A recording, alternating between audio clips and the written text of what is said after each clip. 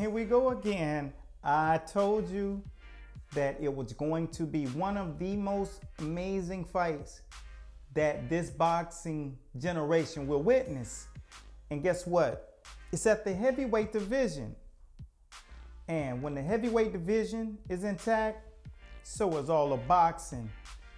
But today we're gonna get started with giving you guys some of the breakdowns and insight from this fight. And it was an absolute epic fight for those who did not get an opportunity to see it. And at the end of this broadcast, I'm going to give you my true insight after we go through the numbers and the breakdown on the styles. But before we get started, I'd like to introduce myself for those who have never watched this channel. Shame on you. My name is Eric A. Bradley, aka The Real Fight Doctor, and there is no other on this level.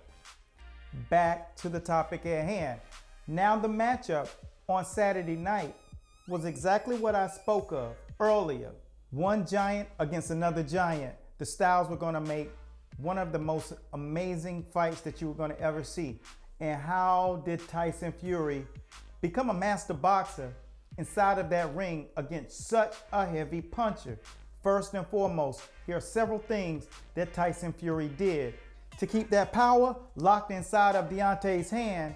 What Tyson Fury did is he did what we call posturing and feints. Now take a look right here. You see right here, he's throwing the postures, the feints.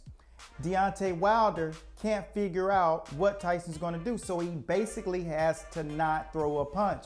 He definitely doesn't want to walk into a punch, so what he has to do is put his hands in his pocket. Tyson changes postures because it alludes that he's going to throw another punch. When it's all said and done, the postures are for defensive purposes, and it prevents the offensive guy from wanting to throw, and that's what you call handcuffing him. Here's one of the other things that Tyson Fury did. He went into the eye of the storm. Now I called for this on the pre-fight breakdown. So if you haven't seen this, go to Master Boxing across the board and see the pre-fight breakdown where I told you that Tyson Fury would have to go into the eye of the storm. Now take a look right here. Now what you'll see right here is Tyson Fury. He throws the same 1-2s that he was throwing throughout the fight. But then as you see, he adds that 3. He got right into the eye of the storm, stepped in, and boom, he cracked him right on the inside. Matter of fact, this was after the fact that he got dropped.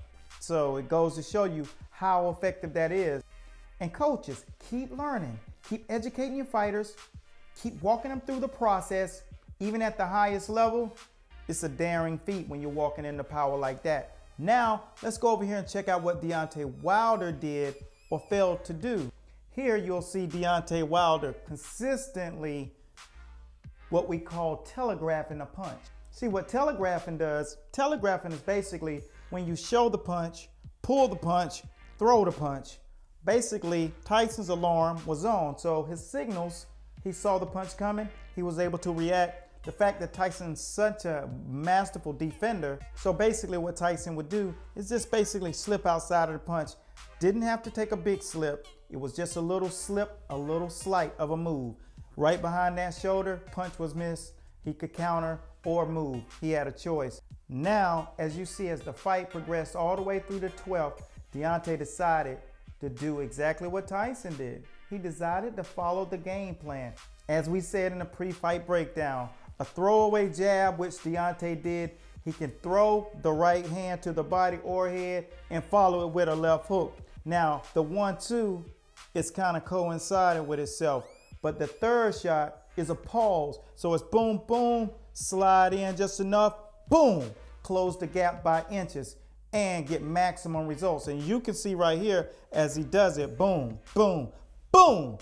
And then Tyson was out, at least for a 6 or 7, 8 count. Now, these are some of the things that if you're a fighter, you must become a master at these things. So it takes a lot of training, a lot of outside of the ring watching, a lot of inside of the ring executing. Now, before I get to closure, one of the things that you'll note is that Tyson Fury's defense was so on tack with a little help from Deontay Wilder missing and telegraphing the punches, his punch percentage dropped exponentially. As you look over here at the punch stats, you see Deontay Wilder dropped 16% of his jabs.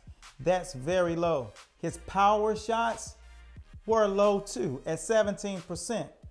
And overall connect percentage for the entire fight, this is from telegraphing and loading up on punches, 17% total. Those are negatively staggering numbers. And that's what happens when you don't let your hands go freely. You try to load up on all the punches, so you got to be careful. Young fighters, fighters who are at the elite level, but still, when you get in the ring at that level, you have to polish those things up. Composure, listen to your coaches, and be sure to take the game to the next level. Tyson landed 21% of his jabs, 37% of his power shots, and 26% of all of his punches combined. That was an acceptable number. But when it's all said and done, this game is tough. Now, closing insights for you guys out there from the boxing world, those diehard fans, casual fans, all of you guys that'll see this. After Saturday night, the game is going to be in a much better place, and you can feel the traction and the energy from it today. I don't want you guys to think so hard about who you like, what team you're on. What you need to think about is what happened on Saturday night for the sport of boxing. As the heavyweight division takes its pinnacle, so does the rest of the game. What we want you to do is take a second and think of one person that you can share the event with that happened Saturday night, because our narrative in the sport of boxing is purely entertainment, teaching people how to overcome things that are holding you back in life. Just like Tyson Fury. Tyson Fury was not simply fighting a fight. Deontay Wilder wasn't fighting a fight. But one thing about Tyson Fury, he was fighting for a cause. And that's one of the reasons he got up off of that canvas. All of that energy, all of that love. For some strange reason, he was able to mutate that into getting up in fortitude, which we haven't seen things like that, especially when a man has gotten knocked out, clearly unconscious, and then gotten up off the canvas. Just like that. They both came in and did exactly what they said they were going to do. Tyson said he would come in there and box Deontay's lights out. And Deontay Wilder said I'd knock him out. And he did. He just woke up before the count of 10. Share these things with your friends. And until next time, don't be biased for small things. It's about time that you find your cause.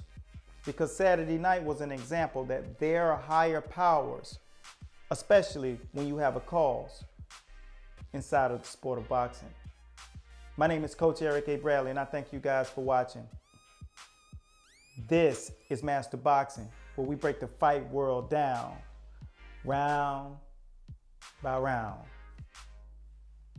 I'm positive that Muhammad Ali and Joe Frazier, Yvonne Darrell and Archie Moore are all looking down in heaven right now saying, wow, they did it. We out of here.